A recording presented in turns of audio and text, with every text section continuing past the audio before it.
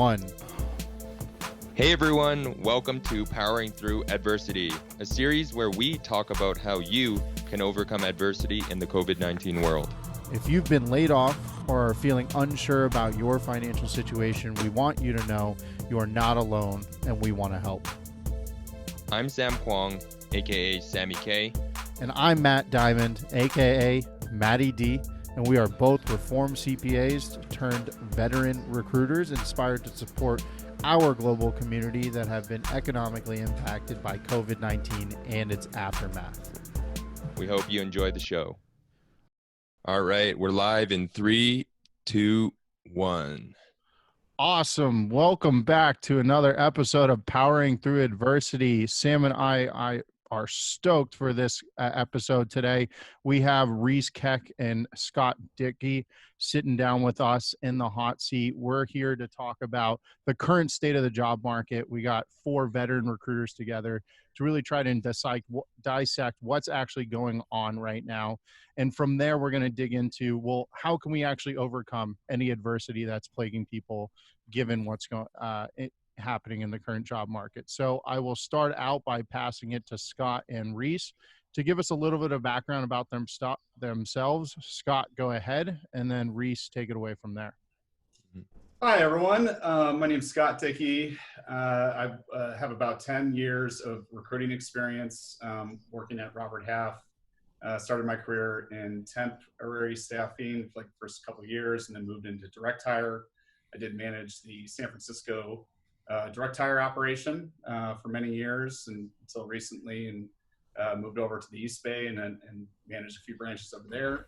I have mainly focused on finance and accounting, but I've worked on every single type of position under the sun with many different industries. So that's me. Awesome. Mm-hmm. And so for me, I also started my career at Rubber Half, like all of you guys, about a little over a year ago now at this point. I started Vault Recruiting, which is essentially an R for R, which means recruiting for recruiters and recruitment process outsourcing firm, primarily working with startups here in the Bay Area. I'm also the founder of Vault Academy, which is an online interactive training course for agency recruiters. And then I also host the Vault Recruiting Show, which is a podcast for both agency and in-house recruiters. Mm-hmm. Awesome. Thank you so much, guys. I got to say, first off, like, I am just super excited because I feel like the Bash Brothers are back together again. The Bash Brothers. Yeah. We had some good times. We had some good times in the trenches. I miss this. So hopefully, some of the hair that Scott lost from those days, I can contribute that. Triangles? That's partly attributable to me, there. Matt. Funeral director, Matt Singer, right? Yeah. Why do you think I'm wearing the hat? Riece has no more hair to Matt and Sam. My hair's always stayed the same. All gone. Worth it though. It was fun. Yeah, it's tons of fun. So I'm hoping to rekindle some of that the awesome times that we had. So I think before we kind of jump in and get into the current state of the job market, I want to start by just kind of like getting a little bit more about your guys' backgrounds. Like, I mean, Scott, to be completely frank, you're a dinosaur in recruiting. I've told you this before. Riece, you've been doing it for a good amount of time as well. How did you guys even end up in recruiting? Like, what brought you here, and like, what keeps you doing it? Well, during the Great Depression, when we got in the wagons to California, and we didn't have a job. My dad sent me to the recruit. No, I mean, I'm not that much of a dinosaur. No, how I got into recruiting. I worked at KPMG as an auditor out of college, and it was okay. I didn't like it that much, and I wasn't really the best auditor at the end of the day. And I joined a software company for a little bit as an accountant, and I ended up going into sales with them because I really wanted to do software sales, and so that was great. Mm-hmm. And then the downturn of 2009 happened. So this was back in 2008. So 2009 downturn happens, company falls apart, and I'm unemployed for a few weeks. And then Robert Half calls me, and I think I'm the candidate, and they asked me if I want to be a recruiter.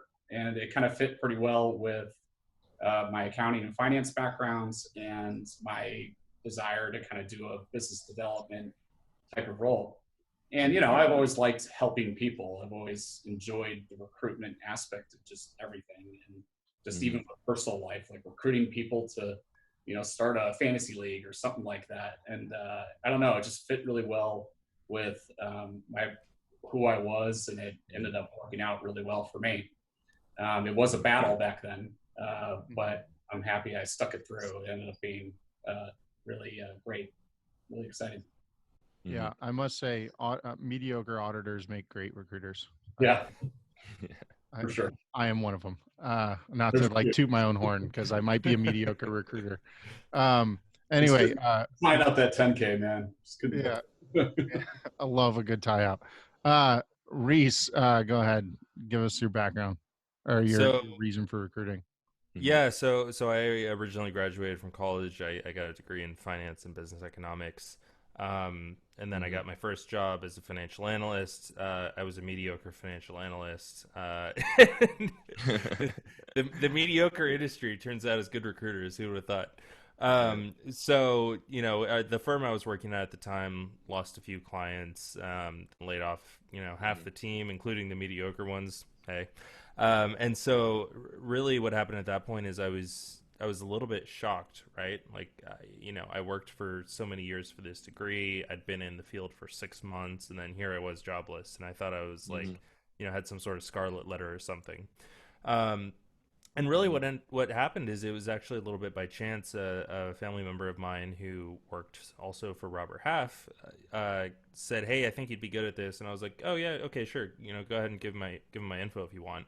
And he said, "I already did." I was like, "Oh, okay, great."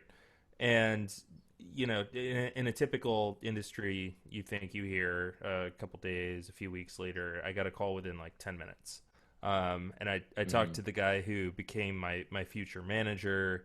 And I came in, and really, frankly, to be honest, I didn't really want to be a recruiter.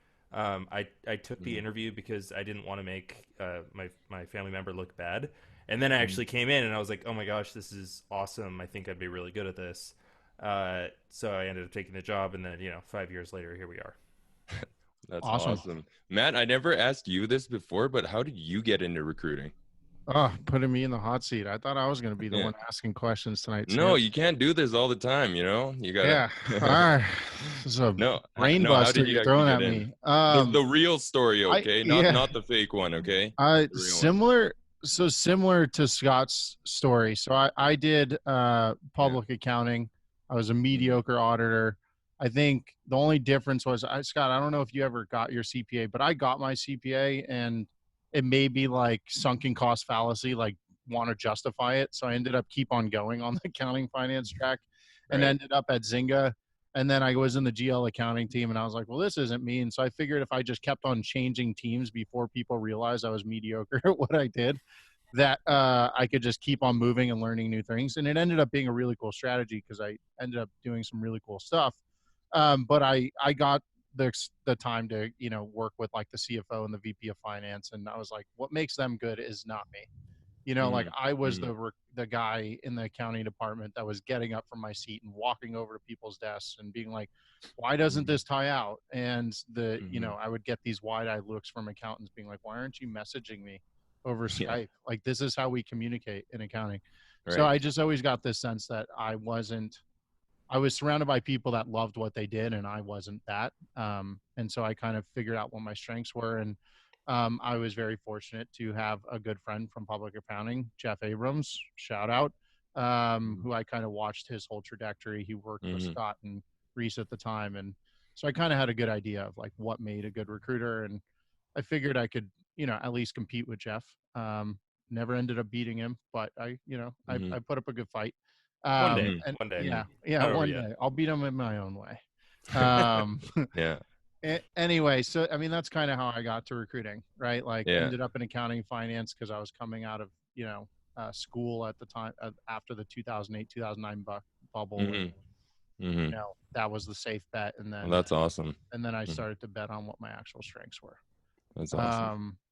Sam, I mean, pretty similar for you, right? Like you You did finance for a No. while, and then like you were like, I'm going to Taiwan, and then you came back from Taiwan, and you ended up in recruiting. Was the short Kind answer? of, but like it's like I think financially, well, not financially, but I think when it comes to, job positions, industry maybe, but honestly, I would say there was a lot of other components that came with it. And honestly, Scott, I have you and Phil to thank. I don't know if you guys remember back then. You actually remember pretty I clearly, remember. I bet. so so a Canadian Asian boy just like comes up and wakes up and is like, gets this call, and then Phil hits me up to Scott, and Scott just puts me on, and we're there just sitting in the interview room, and we're looking at each other, and Scott, you just saw something, and you're like, you know what, you got to do this.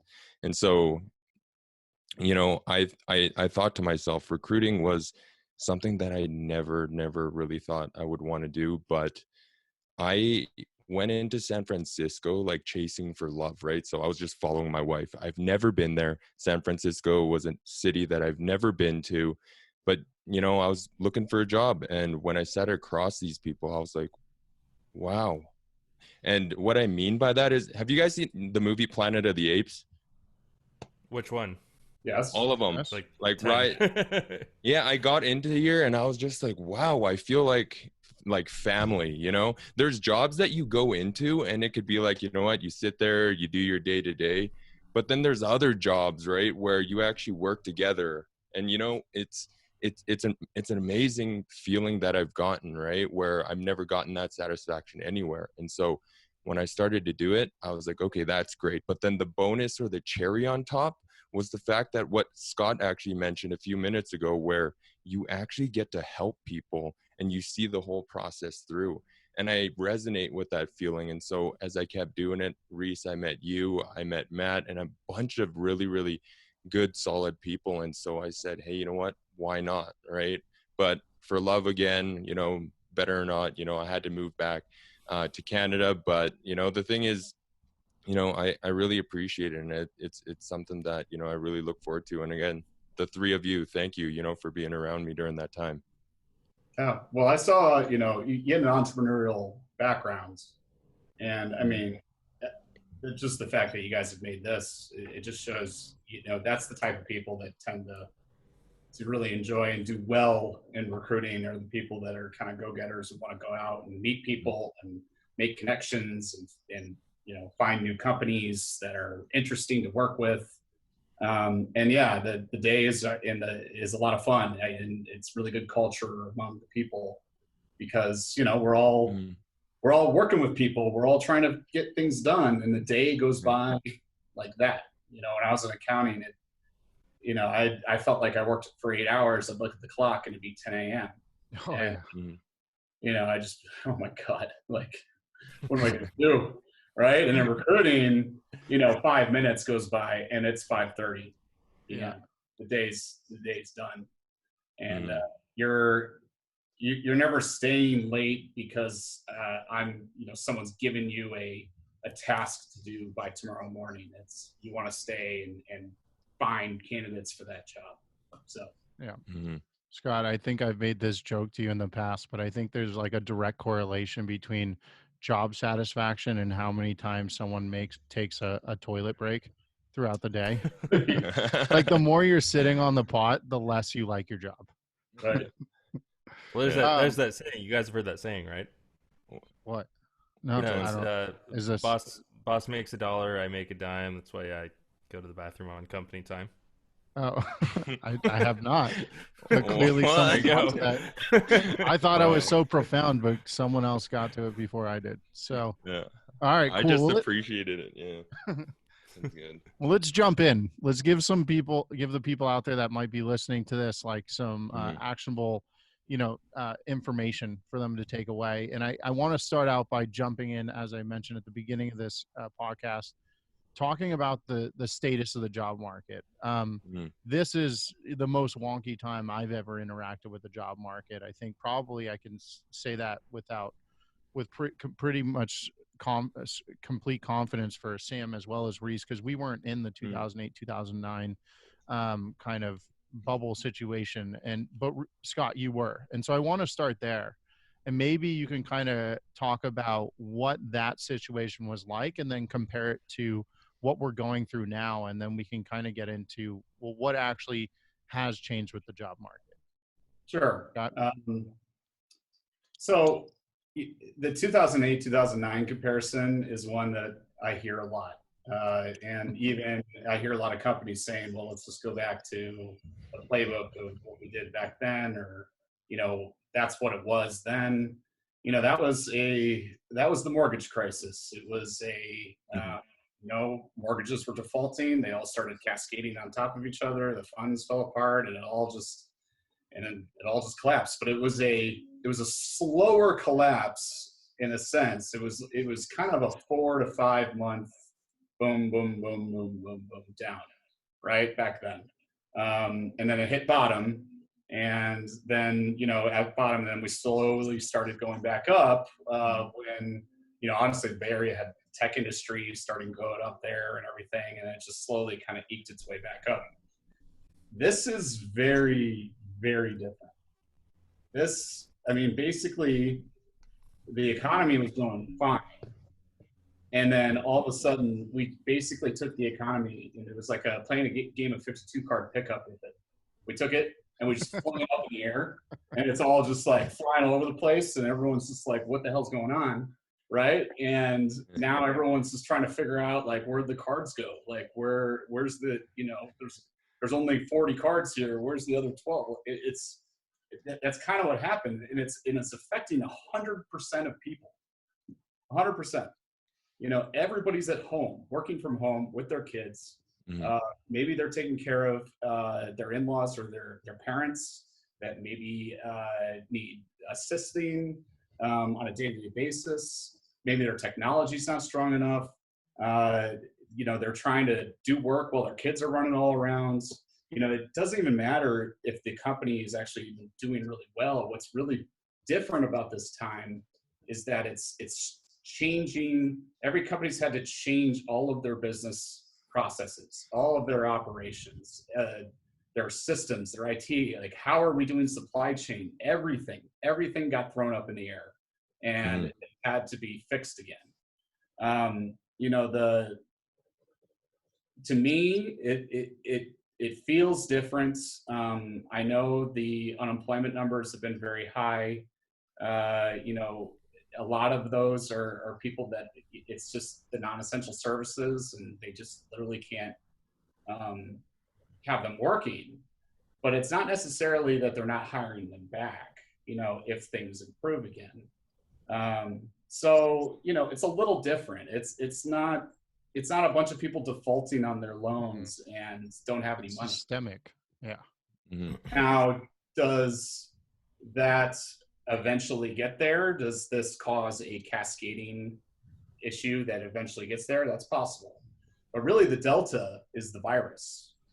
The virus is what's the most important thing to all this. If we can get testing going, if we can get people, getting the antibodies tested, and find a way to get people back to work a safe way, things could bounce back pretty quick.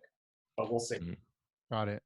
And so then this next kind of question is kind of, taking all that for both, Scott, you and Riece, what would you say are like the big common denominator hurdles that you're seeing? I mean, you listed out a bunch of areas, Scott, but what are you seeing as the biggest hurdles to getting, people placed in jobs, to actually making recruiting happen? Yeah. Scott, go ahead, and then we'll let Riece, you go as well. Well, Riece, why don't you take this? Okay. Sure. No. So I think the biggest thing right now at the end of the day is uncertainty. Even if there is a lot of companies that are not necessarily affected by this, right? Like maybe they're a SaaS company for something that doesn't have to do a whole lot and is not, has nothing to do with hospitality, has nothing to do with consumer staples, nothing that is directly impacted by this. They don't really know what's going to happen in the next 2 to 6 months, and they shouldn't, right? Because nobody knows what's going to happen in the next couple of months. So the issue then is that they're taking and frankly, this is a smart move on their part. They're taking a wait and see approach, where they just put everything on pause. They kind of put on the cooler, and they're like, all right, well, let's just sit this thing out. Let's just wait. And if we don't need to fill something like immediately a burning need right now, then we're not going to, and we're going to wait to see how this all plays out. Which, frankly, again, I can't fault them for that. That is the smart move to take. But then on the back end, just us as third party recruiter, that does affect us because we make our livings off of making placements, and if there are no, very few places to be had, then we have a tough time. So, Scott. Yeah, I mean, I would echo it's the uncertainty and waiting it out and see because things are changing daily, hourly, right? As to what's going on. We are seeing placements of open seats, and there are people leaving their jobs. There are people that are quitting, and we got to fill that position. So we are actually filling jobs. And there are industries that are doing very well during this. Certain social, certain digital media companies here in San Francisco, their subscriptions went up 10,000%. Yeah, Twitch, I mean, through the roof. Yeah. Right? Consumer product companies, maybe it's a surge. So, that's been really what I've been hearing. Even if they're doing really well, they almost don't trust it because of how much uncertainty is going on. Scott, I'm curious, Scott, out of the last, say 5-10 roles that you've filled, how many of those have been backfills as opposed to newly created positions? Pretty much every single one has been a backfill or an open seat. Newly created is pretty much all on hold. That's good, solid question. I'll kind of jump in here, Scott. Something I think we caught up a couple of weeks ago about all this, and then we talked about offline. And I'm curious to know, because you're a little bit more on the forefront, you see a lot more volume from a transactional perspective, just being at a bigger shop. One of the biggest issues I've seen has been onboarding. Okay, great. We want to hire someone. Great. We're going to hire them. How do we even do this from a technological perspective? And I've talked to multiple clients, one I'm consulting with, that they're like, great, we want to, get this person, but we can't get them a computer from China, So have you guys figured that out from the most part? I saw you guys had a partnership with AWS. I mean, has that problem been somewhat solved? I mean, Riece, feel free to chime in as well, because that's been one I've seen as being a huge hurdle. I do have something to say, but whenever Scott's ready. Yeah, go ahead, Grace. So actually, I don't know if you guys saw, I hosted a webinar a few weeks back with Particle and Zapier, but both of which have been completely remote companies. And so what we did is we talked through what the remote onboarding process looks like. Obviously, I can't recall 100% of it off the top of my head right now, but the general process does go, they ship them a laptop so that they don't have to leave their home in order to get set up. Give them the information they need to get onboarded from a security basis. And so that could be Slack, any company logins, what have you. And then they've actually put together things like virtual meet and greets, virtual happy hours specific for the person. So they've set up a Slack channel for that person. They've set up a Zoom happy hour for that person's first day. And then any in-person meetings that they ordinarily would have had for any sort of onboarding, like training, what have you, they just do that over Zoom with a screen share. And they're actually continuing to onboard at a fairly normal pace, as if this hadn't happened. And Matt, the companies that I'm working with, one of them specifically, they're taking this time. And I think this company here, what they do really great is, yes, you're setting these remote activities online so you don't get the face-to-face interaction, but they try to create as good of an experience as possible so that you feel like you're there, and I think that's what matters during this time, is the companies that are actually treating people as people and actually taking that extra step, right?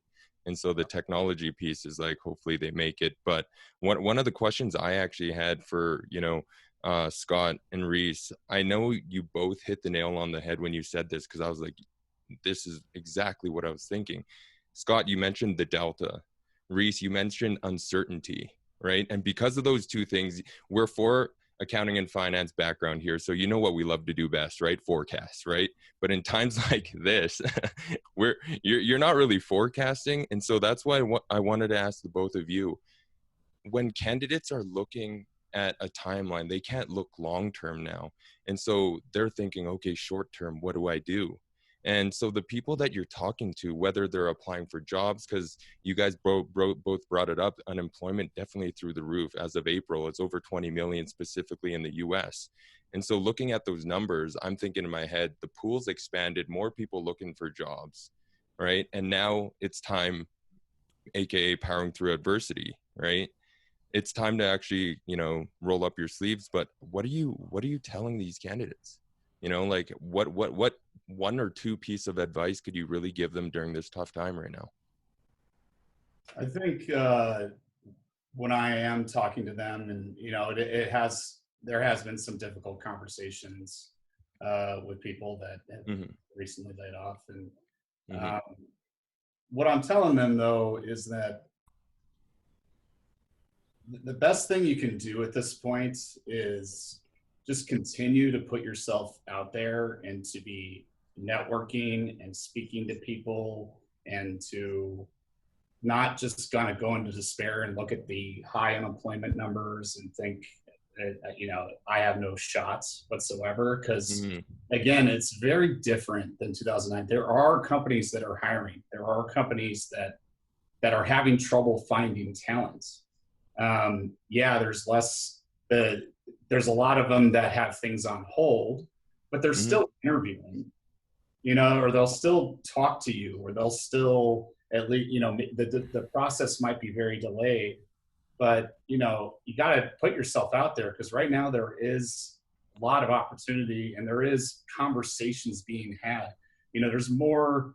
I've probably been on more Zoom calls with people that I haven't spoken with in years, literally in the last couple of weeks. I mean, whether it's your friends or family members or something like that, like right now, everyone's at home and desperate for social interaction. So what I'm telling people that have been recently laid off is there's never been a better time right now to network on your own, to start talking to people, to get on, quiz Zoom chats and talk to those people and find out information, learn about the market, learn about what's going on, and it also really depends on what sort of functional role you are. Clearly there's certain functional roles that have been hit harder than others. But there's certain areas where if you go to the right company, they'll look at your background and go, please start right away.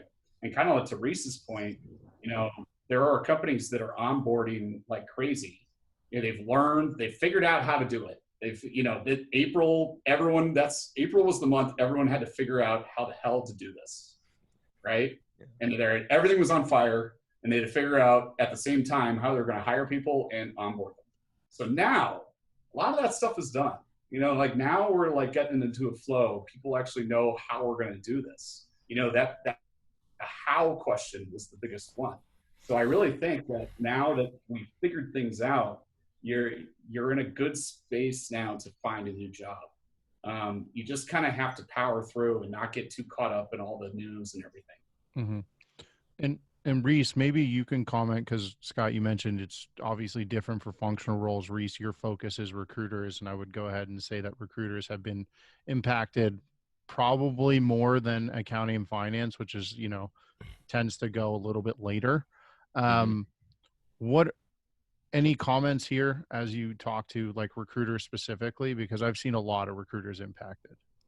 Yeah, I mean, there's no sugarcoating it. It's bad out there for recruiters right now, and unfortunately, that's just the fact in the way that the business world is. I've read a statistic that, and don't quote me on it, but I've read that unemployment for recruiters is now as high as 35%, whereas about 16%. And really, unfortunately, I'm not surprised by that, right? Like, you typically hire a recruiter when your company has to do sustained hiring, whereas accounting has to close the books, and that just has to be done. So I'm not surprised that the unemployment rate is higher there. I think that at this point, there are a couple of things that people need to think about. You can compare this to the gold rush a little bit, but in an opposite way. But when you think the people who have really, or the companies rather, who have really benefited from this are the obvious choices like supply chain. You have your Amazons, grocery stores, consumer staples. Um, but there's the pickaxe analogy, right? So and for who's not familiar, the analogy was nobody got rich during the gold rush. It was the people who sold pickaxes to the gold miners. So if somebody really wants to be thoughtful about where they're applying, think about who is selling the pickaxes to the gold miners, right? Who supplies Costco? Mm-hmm. Who supplies the Charmin, whatever, the toilet paper company, right? Think about all of the vendors that are benefiting from that, and then you will probably have a path there that's a little bit less traveled in terms of being able to find a job. Um, I would say the other thing too is that I do agree with Scott on this, although I think we're taking a little bit of a different approach. Scott, you're going for the networking approach, getting your fingers out there and making conversations with a bunch of different people. That is 100% important right now, and frankly, it's mandatory. What I think you should do beyond that is build, and I say this to recruiters, but this is really valid, frankly, towards anybody, Mm-hmm. is build your personal brand. Whatever it is that you do, we're here, we're all recruiters. Um, you guys are accountants. I don't care if you do digital marketing, SEO, operations, whatever. You know about whatever it is that you happen to specialize in more than 99% of people out there. Um, and out of the 99% of people out there, very few of them will actually put themselves out there in any sort of content creation, in getting on a podcast like this, making a blog article, LinkedIn posts, whatever your medium of choice. So when you do that, when you actually start to build yourself out, and you can make authoritative posts, like say you're an operations person, if you can make authoritative posts about operations, about supply chain, you then have an audience of thousands of people, like who you mentioned, Matt, are very content hungry right now.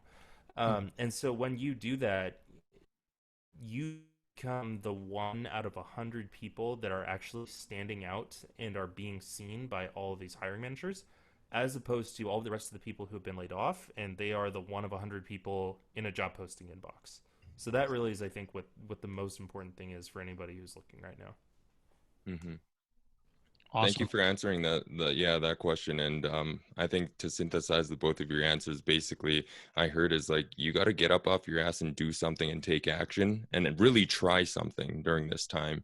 And the second thing, after listening to that, I just thought of it after you said pickaxe, right? Riece is like that Shawshank Redemption movie where you got to just have hope, right? Because that whole movie is really about hope. So thank you, Scott and Riece, for answering that. There's Definitely one got to like functional thing. right. Call your references. Call your own Yep. references. Yep. Call any manager you've ever worked with that you really like, or someone you learned something from, because they'll take the phone call right now. They're not doing anything else, and they'll talk to you and tell you about what they're doing. Yeah. So true. Yeah, I think that really, like, just having conversations, people, the opportunity cost of having a conversation with somebody is so low right now, right? 100%. What else are you going to do with 20 minutes of your time? I've taken conversations where I was like, why the hell not? And they've led to seats on nonprofits. They've led to advisory positions. They've led to job orders. They've led to placing people. Like, just have conversations with people. You'd be very surprised about where things can go. Mm-hmm. Yeah, I mean, Appreciate that. I think the other thing that I'll kind of bring up, and Scott, you and I have talked about this, is you had mentioned how people that when we were all working together under the RH umbrella, there were people that we just had a reputation internally and in the market that were just quote unquote like marquee brand name recruiters. And I think all of us newer people that hadn't been around a long time really idolized that, wanted to, emulate that. And you had said, these were individuals that, in their own right during 2008 and 2009, they stuck it out. right? I mean, you even credited yourself with that, where you're like, I'm so glad you said at the beginning of this that I held on, because it really kind of paved the pathway to whatever you've created yourself for today. So Mhm.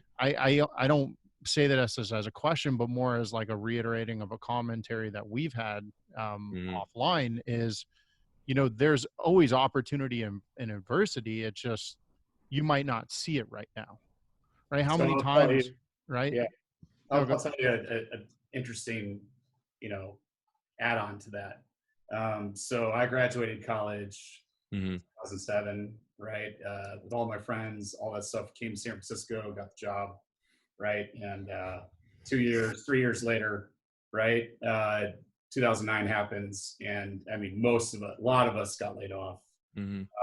I'd say at least 50% of my friends, and we were all kind of unemployed at one time or another, blah blah blah, and we all had to crawl and fight and to get back into the job market and to get our careers back. And there was some like really tough months where I would, be buying a foot long Subway sandwich, $5 foot long, and I'd have half the sandwich Footlongs. at lunch, and I'd have the other half at dinner, right? And that was the only way I could survive, money wise. Mhm. And I was living in an apartment like behind a Chinese restaurant in San Francisco. It was pain. It was bad. But like, my roommate at that time, he was also laid off, and the two of us, we were sitting there playing video games, just, woe is us. But we were able to get back out there and get our jobs, and now, because we battled through that time and we were able to just grit it out, Mhm. it allowed us to be positioned really well when things go back up. So I know right now it's natural, it's human to feel despair and to feel hopelessness, and everyone is 100% of people are, even the people with jobs are Mhm. struggling right now, and it's natural to fall into that. But all you got to do is every day just try and say, what am I going to do today? What am I going to accomplish? How am I going to make myself better? How am I going to improve my career? And if you can approach every day like that, it Mhm. will eventually work out. If you just keep Mm-hmm. going forward, Mhm. just keep going forward, you'll get there. It might suck on the way there. You're going to trip and fall and it's going to be bad, but like if you just keep going forward, you'll make it. Yeah, and I love this commentary because Mhm. specifically, we all work mainly with experienced talent, like people that have been in the workforce for at least a couple years, oftentimes. Mhm. But one of the hardest spots to be in right now is that person that just graduated from Yeah. college. Yeah. That's bad timing, But I right? can tell you Mhm. this, I love a 2009 grad. Love Yeah. them. Yeah, Every time I see 2009 grad, I know that's respect. somebody that You saw some shit, worked their man. ass off. You saw some shit. They've You battled. got war Are we allowed to And say stories. if shit I on this see podcast? anyone that graduated around there, I give them props. I'm like, dude, you came out to just disaster. Yeah. And it wasn't your fault. You had nothing to do. And that's what's going to Yeah. happen with this year. And I think you can Mhm. you can hear this right now and be that person 10 years from now that a Yeah. recruiter says, I love these 2019 grads, these 2020 Yeah, we'll paste a before and after picture of you, Scott, grads. on social media and say this could Work be ethic. you. Right. The work ethic. The work ethic, awesome. Work ethic. All right, cool. I guess I just want to hit briefly Mhm. on the main plight right now. Adversity is, I would say, mainly on the candidate side. That's where I think a lot of the pain is. Um, as you guys are talking to the hiring perspective, what are you saying to them to help them understand where there might be opportunity? We've talked about the hurdles from the hiring perspective mainly in an onboarding, but how are you vocalizing, hey, right now there's opportunity? How are you getting that across to them? So something that we're doing, I have not been shy to share the pickaxe analogy and just giving candidates help on where to go. And frankly, it's come to a point where obviously third party recruiting is slow right now, and I'm telling candidates, like, I literally do not care if you get a job through me or not. Like, I just hope you can find something, and here's my best advice on how to do that. Whether those firms that I recommend you to are working with me is a different story, but here's where I think you should do. And then I think the second point as well is just continuing to let them know, like, here's what you should do in order to, like, from a resume perspective, and not only a resume perspective but also a financial perspective, what they need to do to navigate through this. I don't think that anybody who has been laid off right now, I've seen questions like, oh, how should I explain this, March severance? Like, well, literally everybody got severed in March. You're fine. Mm-hmm.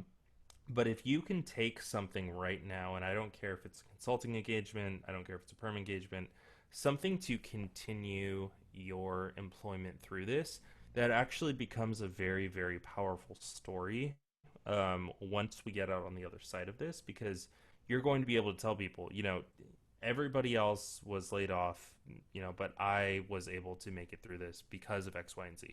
So if somebody can do this and really add that part to their story, I think that'd be really powerful at this point. Mm-hmm. Mm-hmm.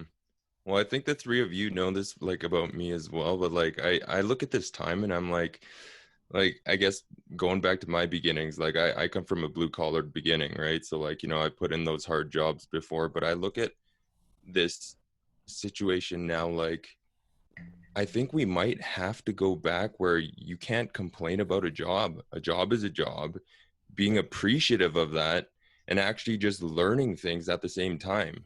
Now, do you have to, go home and complain? Or I think I'm getting a little bit into stoicism, right? Where it's like, hey, you, I think most times you don't actually have to look at a situation and complain and whine about it, right? It's taking a look and being like, hey, the world is shifting. Can we actually manage to be on that same axis tilt, right? And if we can, then I think it's all great things. Riece? Yeah, yeah, no, it's funny.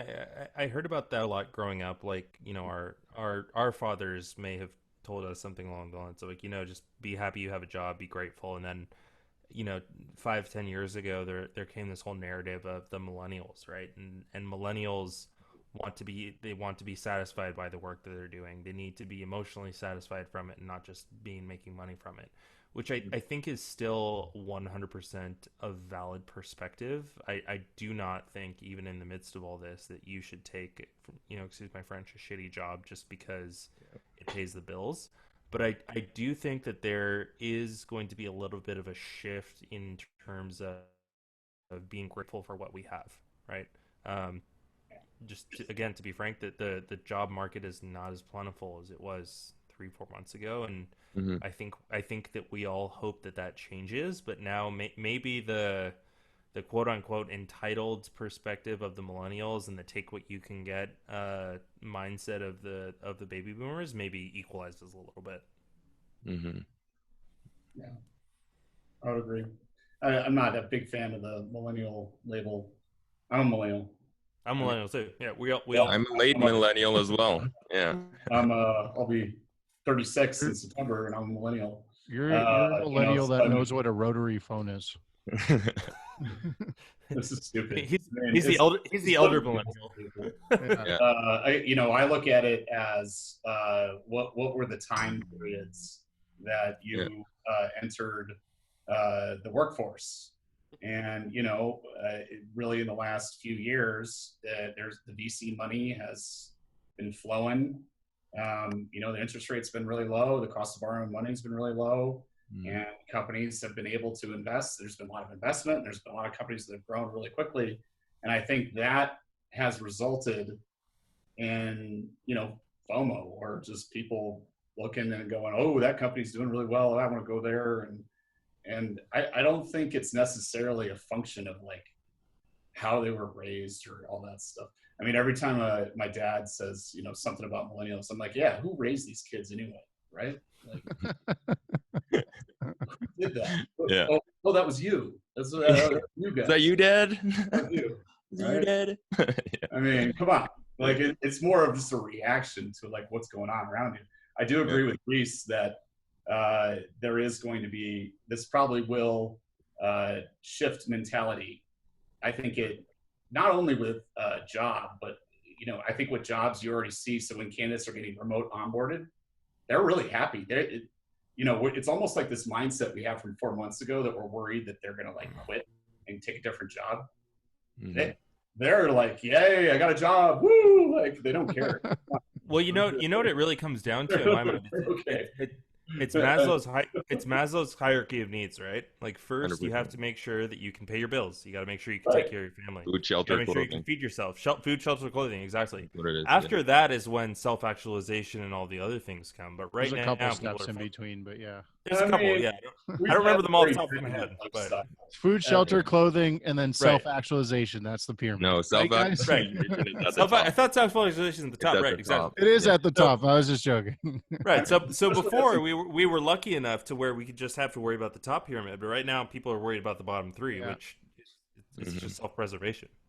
Mm-hmm. But what's cool is this situation has affected, again, 100% of people. Like, there's some crazy hedge funds that are just laughing on a pile of money right now because they bet against, they knew the virus was going to come and they bet everything against it. Mm-hmm. Probably is some of that, right? But at the end of the day, it's affecting 100% of people, and that builds a sense of community and makes everybody feel less envious, or maybe less, oh, I need to get the better thing or something like that. It's more now about protecting your own health, protecting your family's health, Yeah. being able to provide for your family, feeling safe, on a month to month or quarter to quarter basis, just feeling secure. And I think you'll see a big shift there with people. Mm-hmm. A lot of people cutting their own hair right now, and it's like, I mean, I'm growing a garden. I have a huge garden. I've started growing fruit and vegetables. We're eating those. I mean, you see a lot of people doing that now too. I think it is kind of good in a lot of ways. It's getting us a little bit back to center. Yeah. Mm-hmm. And it's that point that you mentioned that like we're all in this together. When I talk to someone that has been laid off, that's probably the thing that I put front and center. I mean, Scott, I don't know if you were ever in your path laid off, but the three of the four of us were, Yeah. right? That was Okay, so we've all been laid off. 2009 software company. Okay, Yeah. got it. Exactly. So we've all been Oil laid and off. gas. Yeah. And Yeah. in the first year, I mean, again, even in 2009, right? The first thing that happens when you go through some sort of adversity, right? It's like going through a stage of grief. You personalize it. You think it's because of you that it's happening. And again, sometimes when you get fired, like you did something stupid, but more likely than not, it wasn't you, right? It was some sort of systemic thing outside of your control. And it's probably the first thing I call out, because I say, look, we're all in this together. A lot of people have been laid off. You're not the only one, right? So when you talk about that story to prospective hiring managers, like no one's going to hold it against you. Like when I talk about, and for me, that was probably the biggest hurdle of getting over my layoff and getting off my ass and actually doing something about it, was getting out of the mindset that this was because of me, right? Mm-hmm. It was this huge pitfall. So that would probably be the one main thing that I deliver to candidates when I've heard that they're laid off. Mm-hmm. And we're all in this together, we're in different Kumbaya. boats, but the same storm, Yeah, I've kind of made that a joke with the last, whenever I conduct interviews now, I'm just like, out of habit actually at this point, I'm like, oh, how you doing? They're like, oh, I'm good, and I'm like, are you? Are you? And they're like, no. Yeah. And yeah, I think it just provides, from a recruiting perspective, it provides a really good opportunity to just like truly be genuine and real with the people that you work with. Mm-hmm. Because, and this is probably the subject of a whole different podcast, but there is definitely a stigma about recruiters, right? That they're just out for money. And I think if you can just like really be genuinely like open with the people that you're interviewing and just be like, yeah, we don't have a lot going on, but like when things open back up, like I want to continue to work with you. I think that people really just appreciate that. Mm-hmm. Riece and Scott and Matt, I think I really agree with you guys where you guys say, during this time, it's times where you not only have to get your hands dirty, but keep moving forward.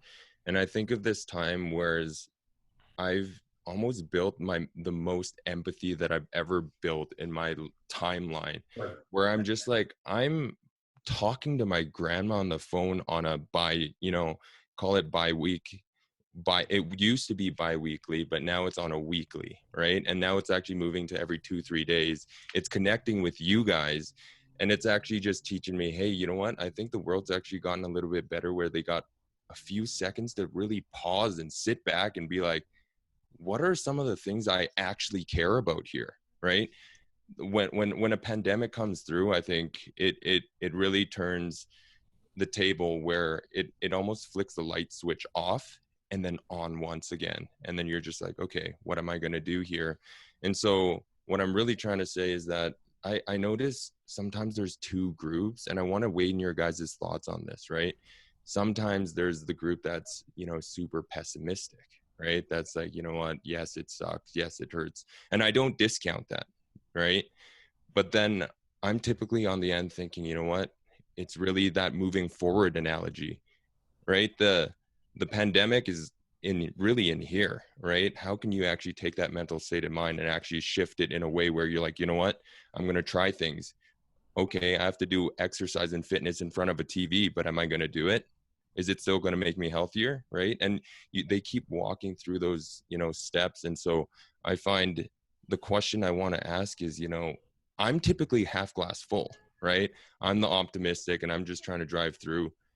But how have you guys seen the differences as on your end, like the pessimism, or the optimism, or like the goods and the bads, right? And really want to, because I know a lot of our candidates that are out there without jobs, fear kind of instills shaky things up here, right? And so what do you guys think about that?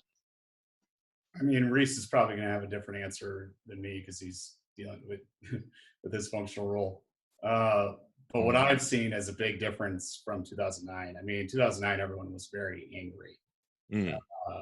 Very angry at the banks, very angry at the financial system that destroyed everything and took away their jobs and took away their homes, and the mortgages they signed that were crap. And everyone was, the anger was very high. This time around, again, it's that 100% of people. I've noticed that everyone's kind of generally optimistic, a little bit more. They're more just kind of curious. They're more just like, I think it's going to be okay. I think we're going to be all right.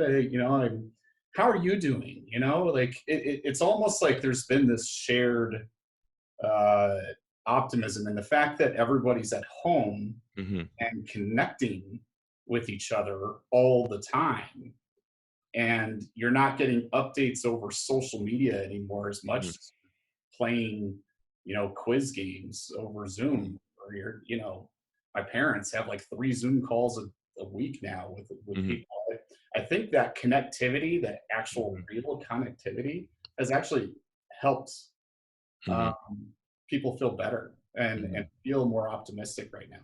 But certainly there's a lot of people that are very angry about this situation too. I mean, especially in the last few days, there's a lot of anger towards the California government for, shutting things down, like, because, New York's totally different than us. And it's, so there's probably going to be a swing back the other way.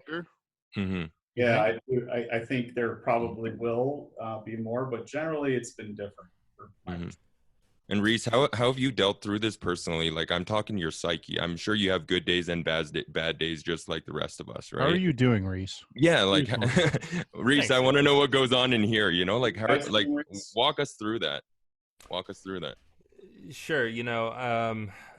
I think probably one thing to point out, if we're going to talk about me personally, is that I've been working from home every day for the last year plus, and so this in that respect is not that big of a change to me. Even the change in the business, I think we've been able to adjust fairly well. We've had this academy product coming out for, I've been working on it almost for the last year, really just put muscle into it in the last 4 months. And so has our revenue gone down pretty significantly? Yeah, I'm not going to lie. But and again, this is all just me 100% personally. This is from a business perspective. We're still above water. We're still in the black, and so while are we making the type of revenue that we could have been? No, but I think we're still okay. But if I'm going to zoom out a little bit, I do 100% agree with Scott that there is not really, are there angry pockets here and there with like the protesters that are upset about the government shutting down? Sure.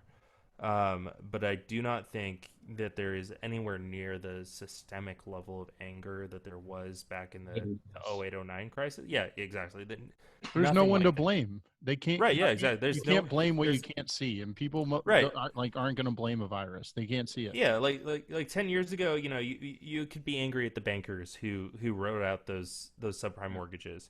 You could be angry at the borrowers who took out loans that they knew they couldn't pay back. And you as a renter, you're now being displaced because of your landlord's stupid decision. Here it's entirely different. It's just kind of been like a tidal wave that nobody could have anticipated, and so we now as humans are kind of coming together and just being like, oh shoot, we both know that neither of us had any idea this was coming. How has this affected you? So I think that in a way is kind of like the silver lining, if you want to call it that.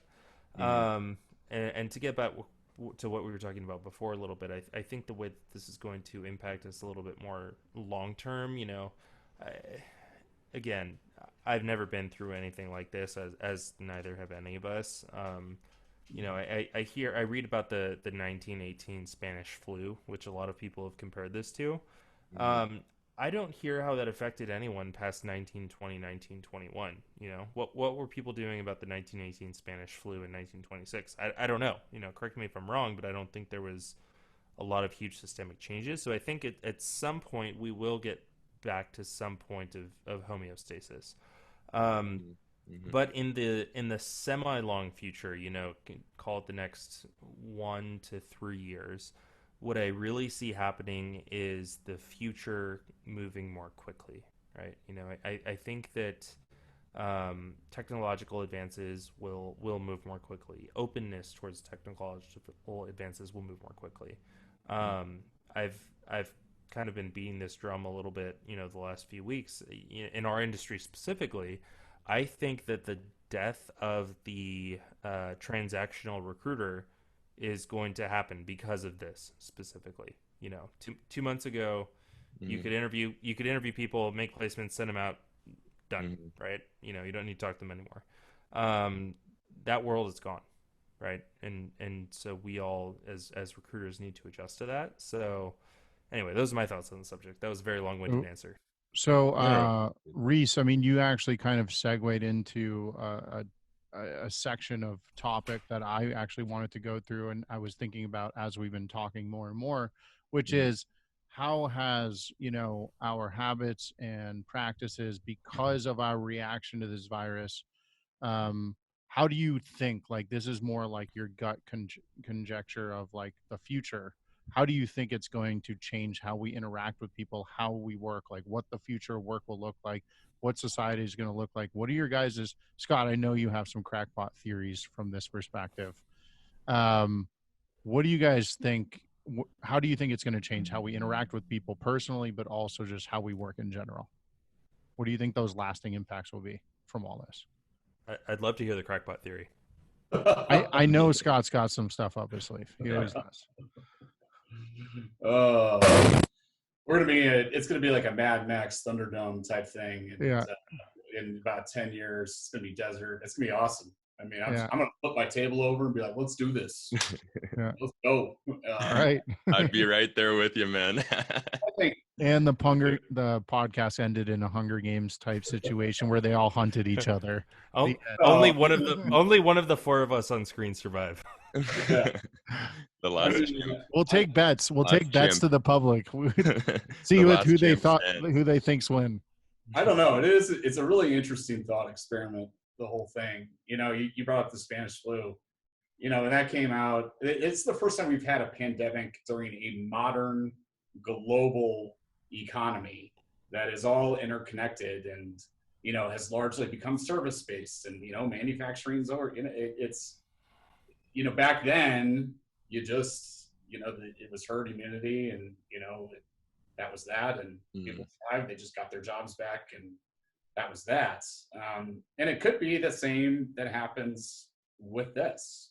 But I do see, once this gets lifted, but who knows when it's going to be, it could be a year, it could be longer. I think you're going to see two things. One, you're going to see a lot of agoraphobia. You're going to see a lot of people not wanting to leave their house, or really have just gotten so used to the shelter in place thing that that's what they want to do now. That's their new life, right? I think you're going to see the total opposite of happen also with some people. And you're going to have this mass diaspora of humans, right? That are frankly maybe leaving maybe a significant other, or deciding, you know what, I'm going to move to this different country, because they just got so, freaked out and had cabin fever inside their house, and they wanted to go and do something. I mean, I'm already seeing it with candidates. They're saying, like, I want to move to Texas. I want to move to New York. I want to move over all these places. Change. Yeah. People want to move to New York right now? Well, not New York. New York probably just herd immunity. Chicago maybe. Wouldn't go there we go. Guy town. Right. So I think you're going to see a lot of that. I do think you're going to see a lot more health oriented. You're going to have companies focusing a lot more on physical and mental health, focusing way more on family. This has broken barriers that have been around forever. This is blended business and personal life like no one has ever done before. Your bosses have seen your kids. They know who your kids are like, right? They know what's going on in your home life. They know like who you are on both sides now. And everyone does, really, because we're all Zoom calling each other, something we never did before, actually get like looks into each other's house. It's just so much more personalized. And I think I've seen it with my organization, just a big pendulum swing of just everyone just being very concerned about, like, how are you doing? You feeling okay? Do you need some time to go take a walk and do exercise? We had a team exercise event over Zoom at 4:00. It was our different offices in the Bay Area. Everyone Community. got together, and everyone loved it. Executives, everyone thought it was just the coolest thing ever. And that, that's a bit of a shift, right? So, I guess I come from a positive direction on this, is that I do think that there's going to be more empathy in business when it gets there. Yeah. I don't know. Empathy. I have one idea around this, and I am curious to know your thoughts. And then Riece, I'll let you go. Which is, I think companies are realizing how actually effective they can run their companies from a remote perspective, and you don't think so? I mean, everyone keeps saying that. I'm gonna go against the grain with it. And no, I like it. Contrarian. Yeah, I don't think anyone has any sort of feeling that they're actually running their company better this way. I mean, there are people there are companies that are doing well, but there's a lot of people having a lot of trouble working remotely and getting distracted. And I mean, work productivity is down like 50%. There's people working more hours. You know how Americans always work more hours? Less productivity. Oh my God, now that's gone to like that doubled in the amount of hours and like less in the productivity. I mean, I have a friend working out of his closet every day because he doesn't have enough space because he just had another kid. I have people desperate to go back to the office. So my take on that is it's going to become much more of a hybrid model, but people are going to be much more open to it than they were before. The companies that were not previously open to this, right? So What I don't think is going to happen, to Scott's point, is I don't think very few, if any, companies are going to come out of this and say, "Oh my God, this whole shelter in place was so amazing. We have now gotten rid of the office. You No. guys are remote for the foreseeable future." What I think will happen is I think it will be probably a downsizing of office space, just Yes. because they're going to give people the option to stay at home, right? And so what they're going to do is they're going to say, look, if you want to come to the office, if you want to get away from the kids, get away from the family, come on in. We would love to have you here if you feel more comfortable and that you'll be more productive Right. working from home. You've Right. already proven you can do that. Stay home. Yeah. And so that's I really think it'll be more of a hybrid model in the future, whereas very few companies before this, it was either fully in the office or maybe 1 day a week remote. I Right. think it'll be probably closer to like 2, 3, 4 days remote. But Yeah. that will But be the great experiment, though. yeah. You know, What? Yep. it'll be a great experiment when it all, okay, we're gonna do this hybrid model. And we're gonna allow people to work Yeah. from home.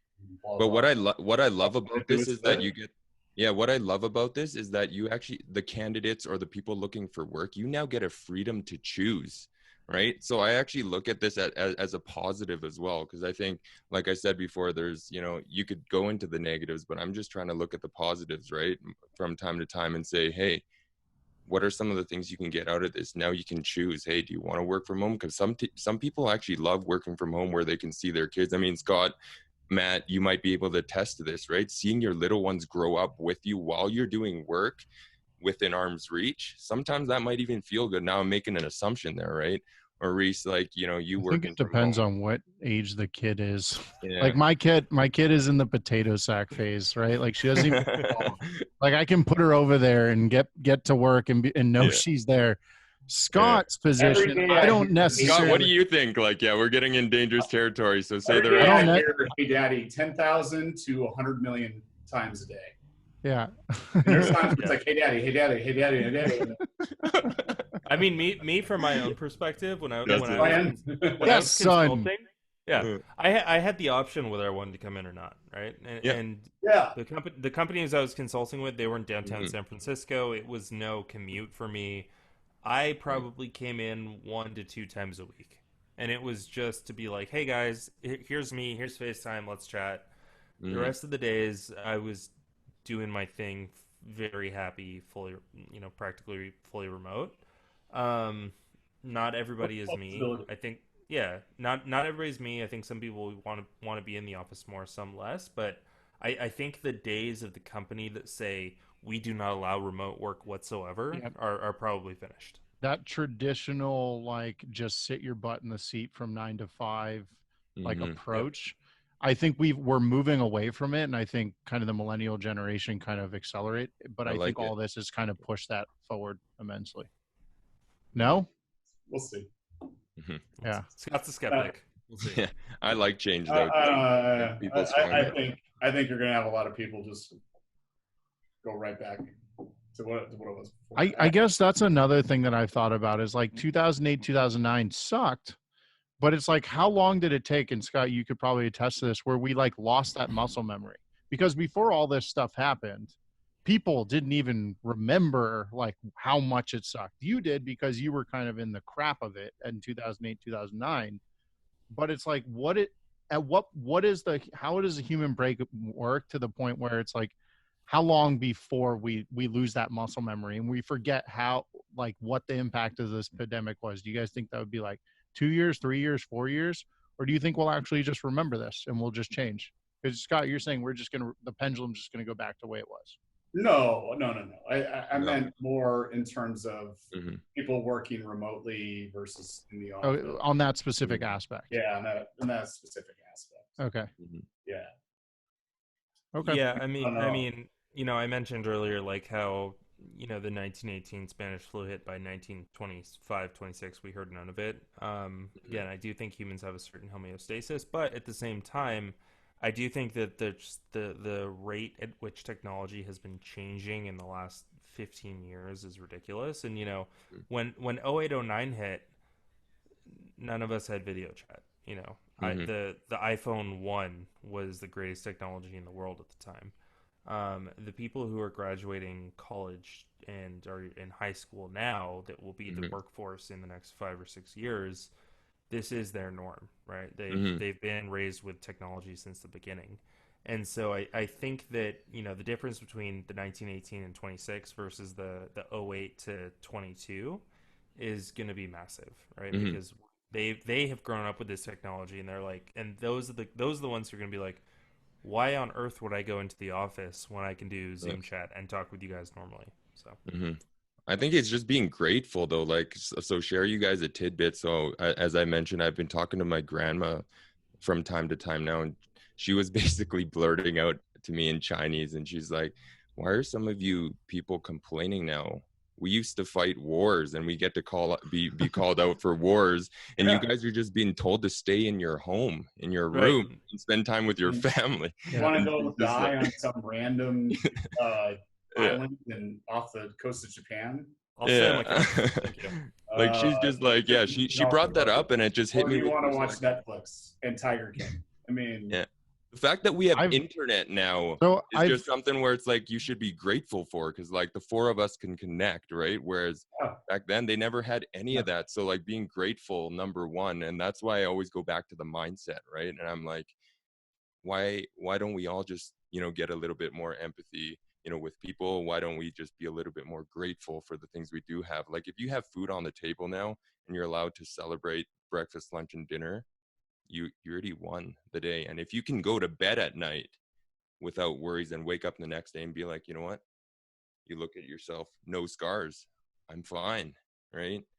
I mean, that's the way, Grandma Kwong, 97 was just like, you Yeah, know. of course. So I don't know if you guys agree or not, but I had to tip the hat to her, I think if you ever want to feel better about any current situation that's going on right now, whether it be Mhm. politics or a pandemic or anything like that, all you got to do is just read some history Yeah, and read about human nature. times. You think tough times are tough now in politics. I mean, senators used to kill each other in duels because they didn't like each other, because they didn't like a word the other one said. They'd literally go out there and shoot one another, and that was okay. It was be like, well, he's dead. Okay, well, we need a new senator now. I mean, that was U.S. politics back then. I mean, we once had part of the country secede, and then we went to war with that country, with that new country, and millions of people died, and somehow the United States survived, right? Humans are strong against adversity. We're a pack. We're weak animals, but we were able to survive against tigers and crazy predators because we came together and we made it I'm work. ape. And that's what we're gonna do. We're gonna get together and we're gonna make this work. Yeah, you think about, people are saying like, "Oh my God, modern times are so much worse," right? Because you have what's going on now. You have the '08 crash. You had the '01.com crash. There was some crash in '96, I think. Scott, correct me if I'm wrong, because I know you're old. I'm kidding. I'm kidding. I But just got back from the Gulf War. but The face masks, they work. so what was that so speech you wrote once, 7 years ago? George H. Bush, he sent me to the Gulf War and came but back. Ask but my not what your country right. can do for you. Which one was it, Scott? Yeah. Believe it or not, that was I believe that was the Russian bond fall apart.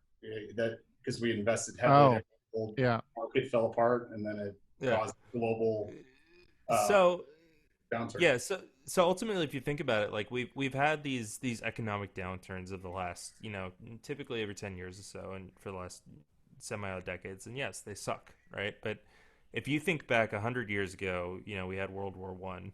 What is the thing you think between of World War One and the Civil War? Not a whole lot, really, right? There were plenty of economic downturns then. There were plenty of wars going on. There was a whole lot of bad shit happening that frankly now has just been glossed over in history books, because ultimately in the annals of history it was not that significant. Yeah. And I think that, if I'm going to be overly optimistic, what's happening now is going to be a year blip in a very long history, and we're going to get on the other side of it. It's going to be fine. Remember the delta, though.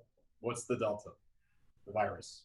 Uncertainty The virus. virus, Yep. if the virus mutates, If the virus mutates, if it mutates, then yes, we're in the a whole chance different that world. New York has a different It's not version very of the virus. virulent. I'm not too like worried about that. It doesn't mutate like that quickly.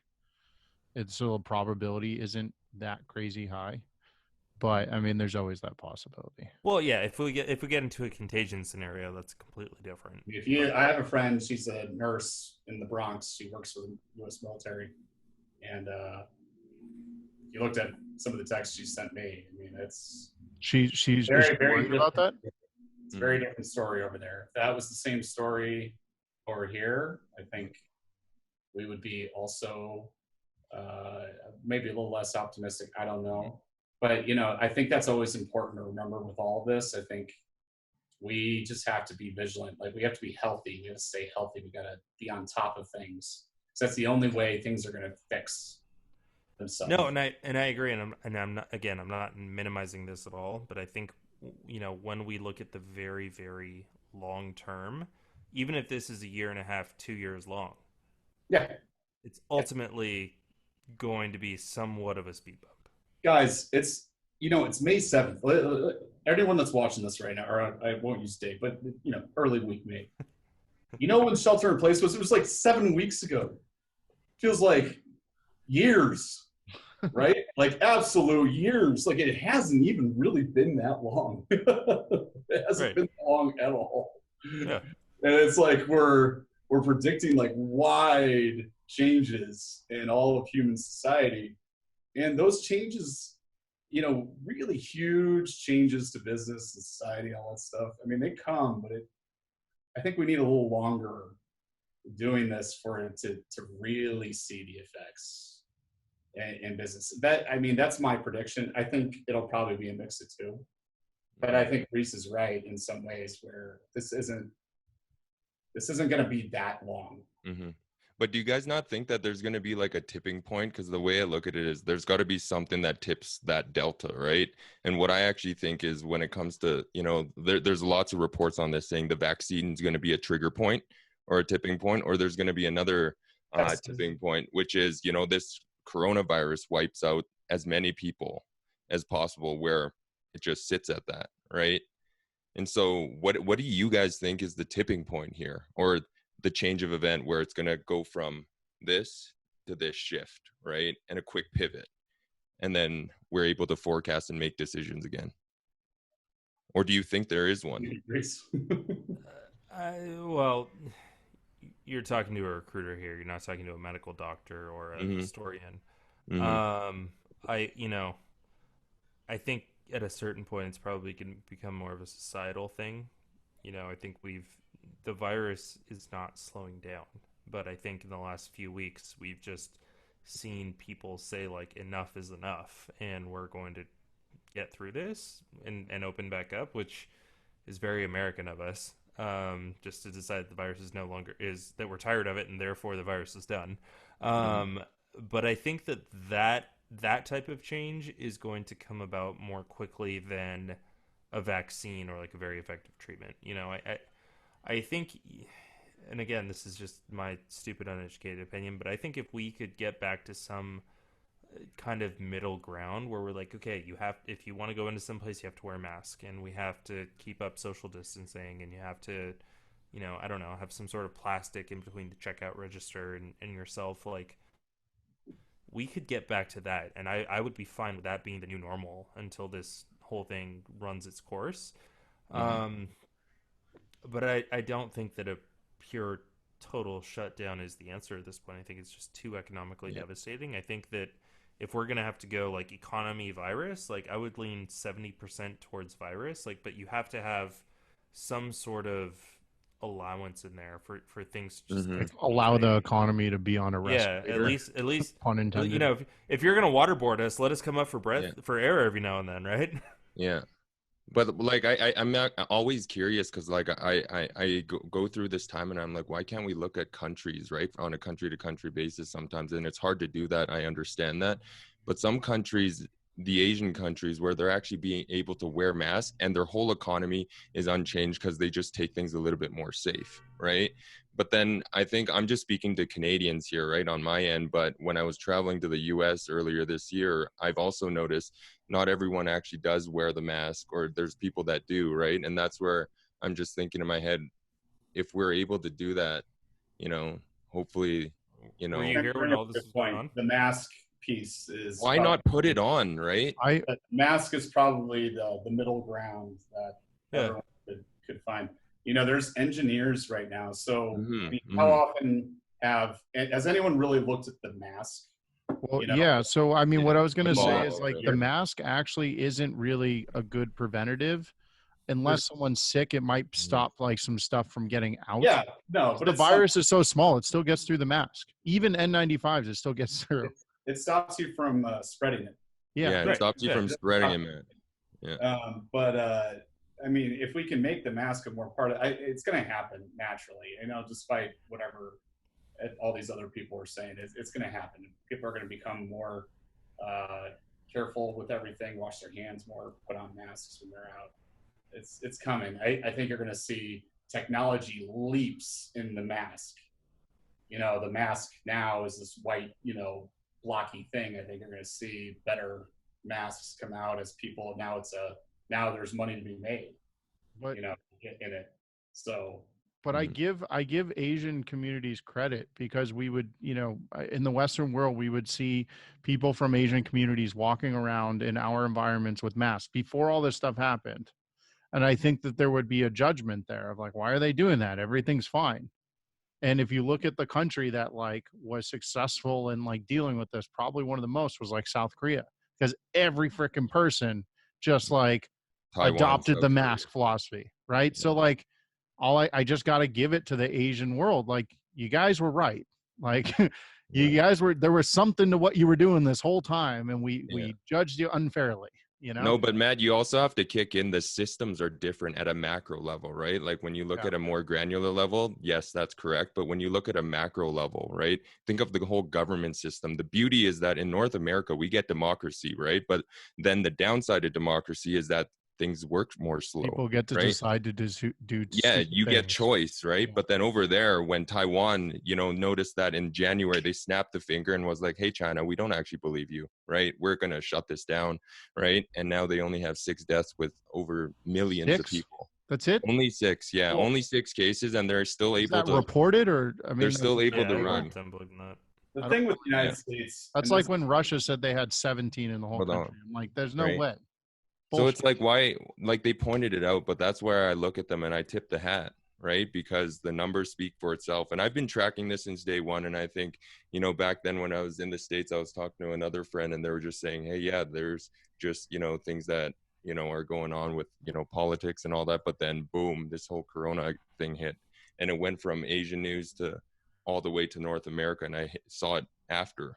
And I just noticed, wow, it's coming. Right. But back then it was Italy and Spain that was at the top. Right. But then now it's just like it's just shifted. But Scott, you were making a point about how US was a little bit different, or I think you were saying something earlier. Yeah, I was to your point, Sam, and you and I were talking about this. Yeah. In the United States, when the United States was started, it was not even the United States. It was the Articles of Confederation. It was a loose setup of states that didn't want a federal government, and they all wanted to just do their own thing. All the states wanted to do their own thing, and then we created the actual government. Everyone's seen Hamilton, right, and how that happened.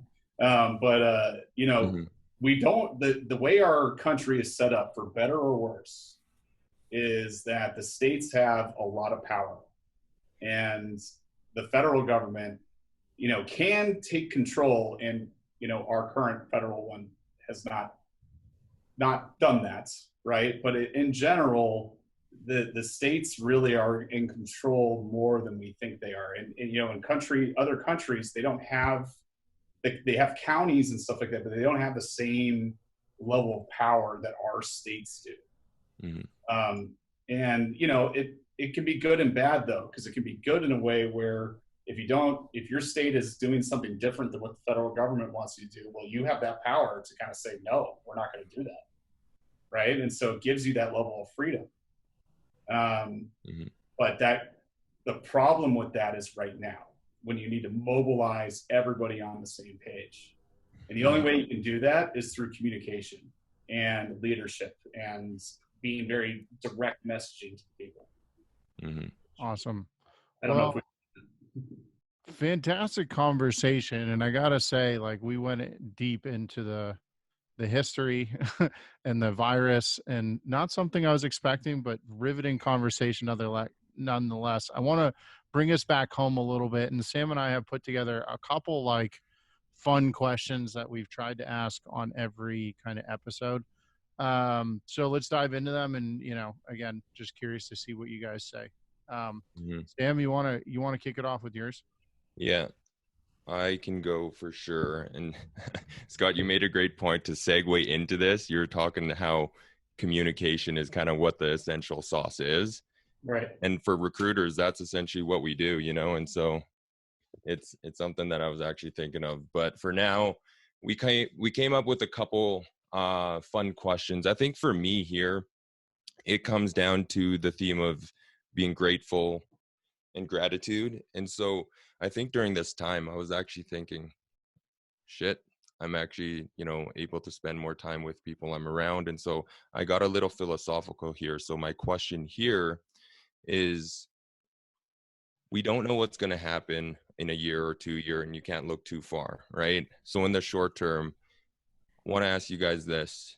If something were to happen and someone were to tell you, you know what, Scott, Riece, Matt, you only had a few months left, what would some of the things, I know, think about this, and so 3 to 6 months, if you want 9 months, sure, right? But short term. We're starting off hot. Okay. Yeah. If you actually had that, and we like to end on a somber note. Yeah. Given what you learned with Corona as well, right? So share your thoughts here. What would you actually do with those 3 to 6 months, right? What would you actually do? Like walk me through, the game plan. Riece, you want to start? I think Scott's starting to sweat. I'm finally starting to see it come. These weeks comes a heavy vomit already. My face is getting red, Do we crack him? All right. So straight from the heart. Are social distancing rules still in place? Yeah. Don't wink when you say that, Riece. So, all right. Well, so no, we'll alleviate you from the social distancing. It doesn't. Okay, thanks, buddy. Yeah. So the first thing I would do is I would take all the money that I'd saved for retirement and planned on using when I was old, and I would cash that all out, and then I would divide that into however many months I had left, which would probably leave me a pretty luxurious lifestyle for whatever that may be. Then I would probably travel as much as humanly possible, take Emily and my dog with me, and try to remember as little as possible while still having a good time. Try to remember as little as possible? No illicit drugs, Riece. Oh. Okay. All right. Sounds good. Scott? I mean, it's easy. I'd spend as much time as I possibly could with my sons. Scott has kids. It's an easy answer. Yeah, it's easy. Yeah. I mean, it would be no brainer. It's just, I would stop working, and then we would just do different things every single day. Matt, you got to answer this too, man. I want to hear you. The problem with this question is we've asked it on another podcast, and now people are. I got to come up with the new same answers. or different though. You could have. I'm going to build a boat, Sam. That's what I'm going to do for like the last 6 months. I'm going to build a boat, and Emily's going to help me. I'm going to name it Emily. And sounds like a lot of sail work around the world. Your health might be failing, so you might not be able to build the boat, right? So. Oh, I mean, is this one of those scenarios that I like slowly lose like my motor skills, and I'm just like, yeah, I don't know. I mean, you made it up. Don't tell it. You tell us. All right, let's do a more positive question. Yeah. All right. My question is more positive and actually fun. My question is what is your spirit animal and why? Scott, you went. I went first and last. Don't roll your eyes. It's a fantastic question. They hate all of our questions, okay, Singer? It's fun. just like isn't fun. We need to go back. They thought mine was somber, but I actually wanted to say let's have a raging party before we go in 3 to 6 months. I would call all of you guys over to Canada and we just set up a campfire and rage. What about the party we were going to throw at your funeral? Like you're just. Oh. Riece, you go first. Yeah. Yeah. Reese's on the hot plate, hot seat. Hot seat.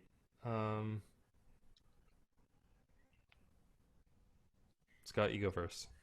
Oh God. Oh, You guys are gonna have Riece. to edit the section out. Pass. you go first. Pass. Pass. I don't have a spirit animal. No, this is not getting edited out. This is Scott and Riece. I don't- refusing to I- answer This is your questions. this is your choice, not ours. Just both say to the mic that I plead the fifth, and we're fine. I played the I'd fifth. say, tiger or some sort of feline.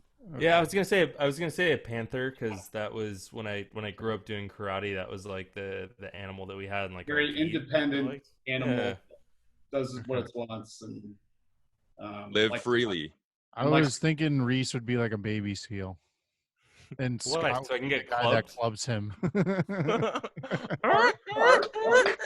Yes, God. We did it all together. All right. When I think of baby seal, I think Riece. So Okay, Thanks, guys. sounds good. Appreciate that. Cool. That's everything. I think on Mm. behalf of Sam and I, we want to say like this was awesome. Super fun podcast. Quite frankly, I could do this weekly. This was a hell of a time. I hope you guys enjoyed it. awesome. No, Thanks I for had having fun. me. For having us, guys. All right, cool. You have a good night. All right. Thank you, everyone, for tuning in to today's episode. If you enjoyed what you heard, please feel free to share, like, and subscribe to our channel via Linktree. You can find us on all of your favorite podcast sources, as well as YouTube, Facebook, and Instagram. Until next time, stay healthy, stay happy, and good luck, everyone.